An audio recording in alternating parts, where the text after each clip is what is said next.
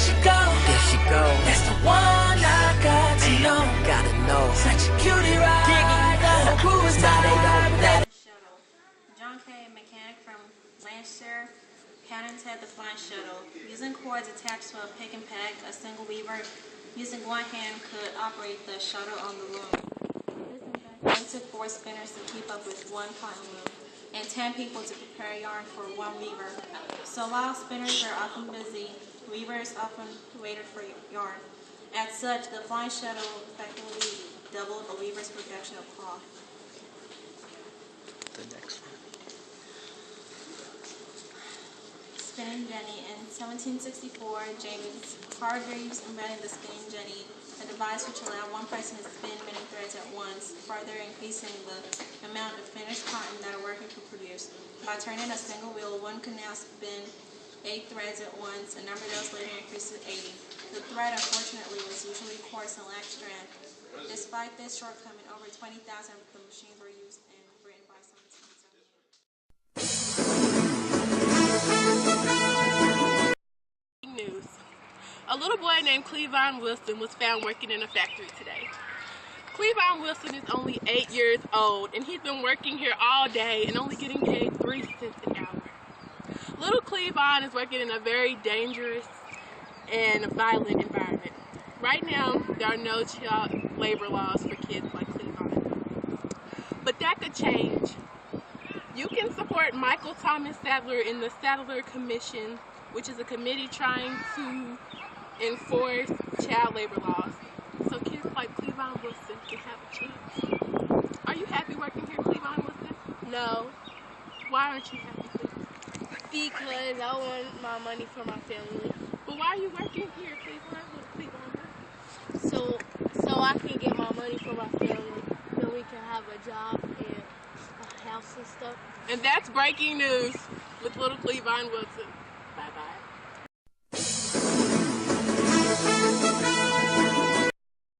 Used steam power to create the first steamboat, an invention that would change the way and the speed in which materials could be moved between the colonies of Britain. In the beginning, the ship was expensive to build and operate than sailing vessels, but the steamship has some advantages. It could take off under its own power and it was more steadfast in storms. Stephenson's steam-powered train. Finally, in 1814, Stephenson used a steam engine to create a steam-powered train, which would eventually allow increased communication and trade between places before it did to fly. Soon, the steam-powered train had become an icon of success throughout the world. Britain encouraged the building of railroads in the other European countries, often with British capital, equipment, and technicians.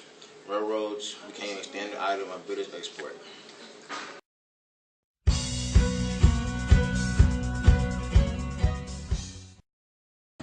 Are you tired of your crops growing 4 feet tall? Yeah, What kind of fertilizer are you using? this fertilizer that my brother gave me. Have you ever tried crop rotation? No, Do you know what it is? no.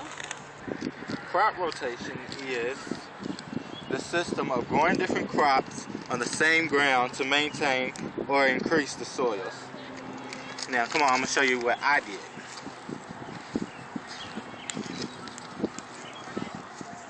Okay, so you have 3 different spots with something in it. And then you leave one spot open so that when the season changes, you rotate your crops. And you don't put all your crops in one area. You put them in multiple areas so that it will grow faster and grow more. And this is how it works. So say I put a tomato in here. When the season changes, I'll put it here. And it'll just keep going around so that my crops will get taller and grow faster. And this is called crop rotation, and it's by Tuskegee. Yeah. And so I want you to use that, and you tell me how you feel about it. Okay. All right. Or Richard Arkwright created the water frame to produce yarn faster. The spinning frame, its earlier name, was too large to be operated by hand. After experimenting with other sources of power, he decided to frame rollers produce yarn of the correct thickness, while a set of spindles twisted fibers together. The machine was able to produce a thread far stronger than any other available at that time. In 1769, James Watt patented the steam engine and in effect created a new source of power. Early model steam engines were introduced to drain water and raise coal from the mines, but the crucial development was the use of steam power for power. The first steam engine was actually produced by Thomas Newcomen, but Watt later improved and patented it.